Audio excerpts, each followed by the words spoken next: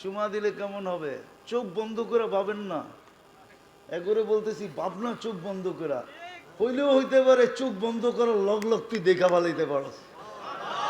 আল্লাহ পারে পর্দা সরায়া তুলে দেখা দিতে। যুবক, হইতে পারে তুই এখান থেকে আজকে মাতাল হয়ে যাবি যে ছাড় বাবা, ছাড় ডাইল, দুনিয়ার কোনো নেশা আমাকে ধরতে পারবে না, আজ থেকে আমি জান্নাতের নেশা দিলের ভিতরে ঢুকায় নিলাম। এই উম্মত তো জান্নাতের নেশাই। হ্যাঁ, সাহাবা তো জান্নাতের নেশাই ছিল, নাইলে আবু বকর সিদ্দিক রাদিয়াল্লাহু তাআলা আনহু 13টা দোকান বিক্রি করে কেন?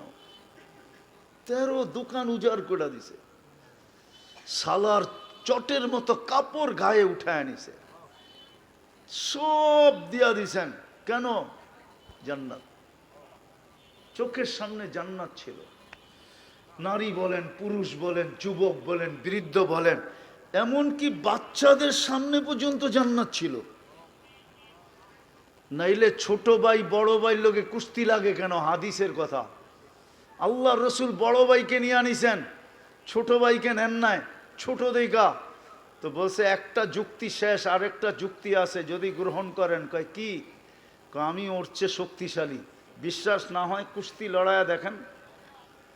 আল্লাহ কানে কানে বইলা দিছে, বন্ধু লাগায়া দেন কুস্তি, তামসা আপনিও দেখেন আমিও দেখি, লাগায়া দেন। তো ছোট ভাই বড় ভাইয়ের গলায় ধরে বইলা ফেলছে, জান্নাত তোর হয়ে গেছে, আমার হইলে তোর অসুবিধা কি? দুধ তো এক জায়গার থেকে খাইছি, ঠিক না?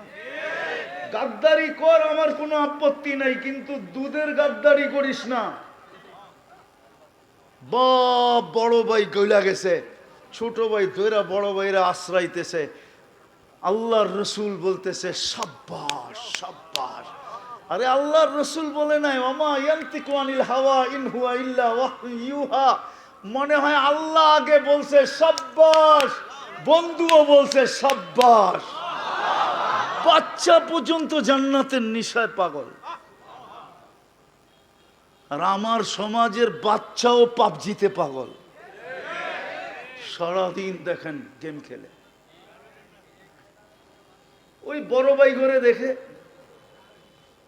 বড় ভাইও সারাদিন ইন্টারনেটে পাগল। আর ছোটরাও শিখতেছে, নাইলে কিশোর গ্যাং কোত্থেকে বাংলাদেশে আসলো?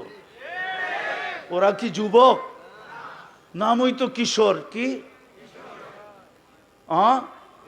আমার জাতি আর কিশোর গ্যাং? আমি জীবনে বলি না, এই প্রথম বললাম, আমার যুগ বিয়োগে মিলে না। মুসলমান বাচ্চা, এদের আবার গ্যাং, আবার এদের গ্যাংয়ের সামনে বলে সেনাবাহিনী পর্যন্ত পারে না, প্রশাসন পর্যন্ত এগোরে ধরতে পারে না। কয় ধরলে তো 18 বছরের নিচে, কোনো লও নাই যে অগরে এইটা করমু সেটা করমু, কিছু করাও যায় না। বাচ্চা তো কি এখনো কানুনের ফিতা ওর উপরে লাগে নাই। আমার জাতি কিশোর গ্যাং, চিন্তা করতো আমার পাগলের মতো লাগে। রব্বে কাবার কসম, আমরা জান্নাত আপনাদেরকে বুঝাইতে পারি না, এই যুবকদেরকে বুঝাইতে পারি, এই ছেলেদেরকে বুঝাইতে পারি না। যদি পারতাম, আমার তো মনে চায় আমি সব পর্দা, আজকে তো কোনো সামিয়ানাই নাই আপনাকে মাথার উপরে, কসম খোদার আমার মনে চায় আকাশটা সরায় আপনি করে জান্নাতটা দেখায় দিই। পারতাম যদি এরকম জাদু, তো 2-1 বার সরায় দেখায় দিতাম। কমসে কম আমার জাতি তো দেখুক, আমার যুবকরা তো দেখুক, জান্নাতের নিশা তো ঢুকুক, মা বোনরা তো দেখুক, জান্নাতের নিশা তো ঢুকুক। দুনিয়ার পজিশন আর কি পজিশন, কি পজিশন, কি পজিশন? আমি তো তাজা তাজা আসলাম। কি পজিশন আমাদের বর্তমান দুনিয়ায়? এই এলাকাটা কতটুকু উন্নত! হায় হায় হায়, কসম খোদার, কসম খোদার, ইংল্যান্ডের বস্তিতে যতটুকু বস্তি নাগরিক সুযোগ সুবিধা আছে, ওটার 1000 ভাগের 1 ভাগ আমার এই এলাকায় নাই। কি নাগরিক সুবিধা আছে আমাদের? কতটুকু উন্নতি জীবন আমাদের? যদি দুনিয়ার দিকে তাকাই, উন্নত দুনিয়ার দিকে তাকাই, তো আমরা কিচ্ছু পাই নাই। তারপরও আমাদের জীবনের দিকে দেখলে কোরআনের ওই আয়াতের আমার দিলের ভিতরে ধাক্কা দেয়। আর রাদিতুম বিল হায়াতিদ দুনিয়া, আল্লাহ যেন কানেতে ধ্বনি দিতেছে, হায় বন্ধুর উম্মত, ও মুসলমানের ঘরে নির্বাচিত, ও আমার বন্ধুর উম্মত, তুই দুনিয়া পায়া রাজি হইলি কি কইরা? এই দুনিয়া, এই কাশিমপুরের মতো দুনিয়া, একটা উন্নত রাস্তা নাই। মুষলধারে 2 দিন বৃষ্টি হলে কি হবে এখানে আল্লাহ জানে, কি হয় আল্লাহ জানে। রাস্তাগুলো তো সবই মনে হয় পানির নিচে চলে যায়। অটো তো চলে আন্দাজা কইরা, চোখ দিয়া দেখা চলে না, ঠিক না? গাত্থায় পড়লেও ঠিক, না পড়লেও ঠিক, ঠিক না? কোমর বাংলেও সই, না বাংলেও সই, ঠিক না? হ্যাঁ, আর মশার কথা তো বাদই দিলাম, কুকুর বিড়ালের কথা তো বাদই দিলাম, ঠিক না? হ্যাঁ, হায় হায়,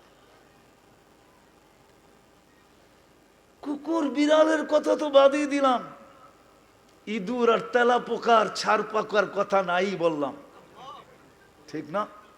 কি পাইলাম দুনিয়ার?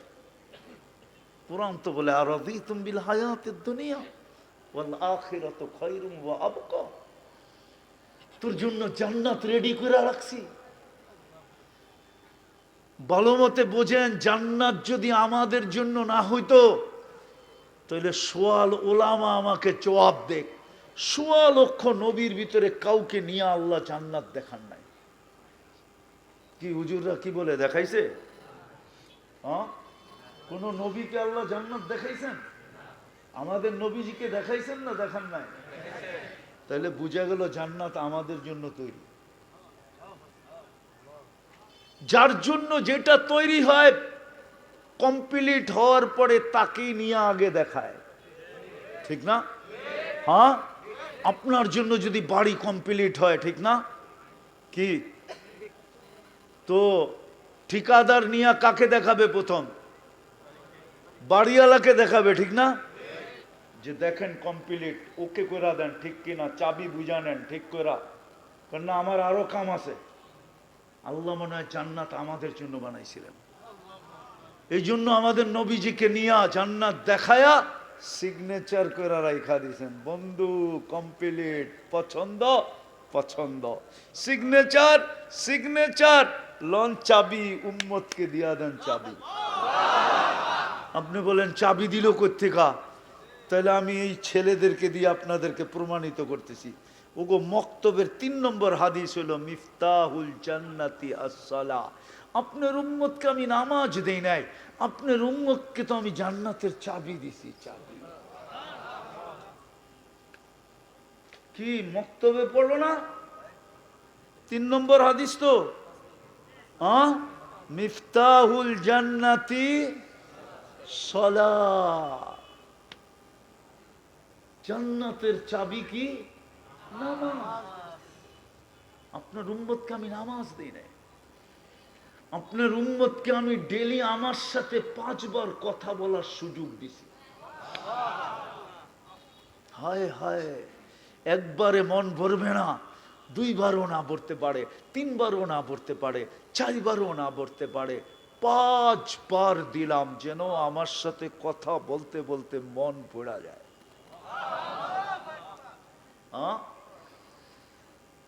আল মুসাল্লি ইউনাজি রব্বা, নামাজি আল্লাহর সাথে কথা বলে। কি বলে? হ্যাঁ, আপনার উম্মতকে আমি নামাজ দেই নাই, আমার কুদরতি পায়ে মাথা রাখার সুযোগ দিছি। আস-সাজিদু ইয়াসজুদু আলা কাদামাইর রহমান। আপনার উম্মতকে আমি নামাজ দেই নাই, সেজদায় যাইতে দেরি, ওর আর আমার সব পর্দা সরাইতে দেরি করি না, পর্দা উঠানোর জন্য দিছি। যেন ওর আর আমার মাঝে কোনো পর্দা না থাকে। ইদা সাজাদাল আব